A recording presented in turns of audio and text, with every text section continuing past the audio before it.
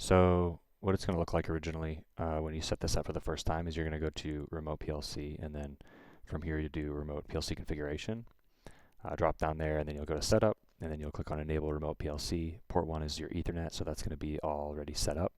In my previous video, I made one on how I'm doing this through Tailscale so I can connect remotely, but you can do this just local area network as well. Then you'll go to your Remote PLC user setup. I usually use disable password. You're going to have a username, and that's going to be required when you sign in on your phone. And then you can just keep this kind of layout the same how I have it. And then you'll go here to permissions list will all be defaulted normal. You'll go to monitor, and then you'll right click and add a new PLC monitor. And then this page will appear. You'll click add a list, and in my case I have two different lists.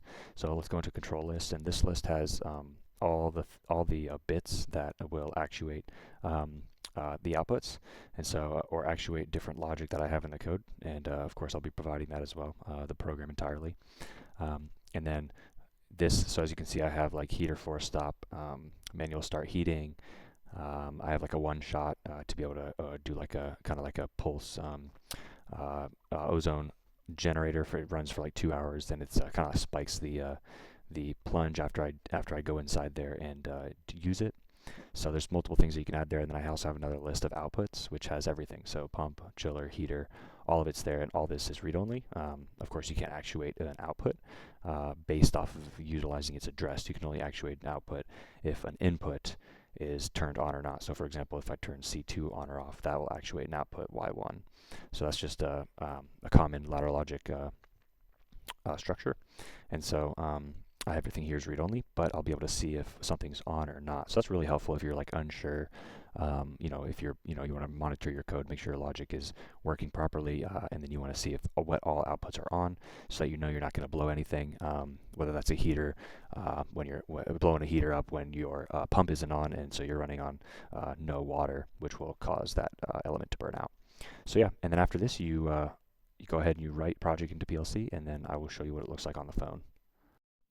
So as you can see here, the app is called Remote PLC, and then once you download that, then you'll click on Wi-Fi, and then once you plug in your PLC, your Ethernet cable, into your switch or your router or whatever is controlling your home local area network, then you'll see that your IP address will show up right here on the top for the PLC that you set. Click on that, and then as I showed in the video, you'll just type in your admin username, and it pulls up, and you still recently used, or you'll go to menu. So you have two menu items. So these are both lists that I had. Click on one, and as you can see, here's the temperatures. Those are the functioning temperature, and then the address is on the left, and then the value is on the right.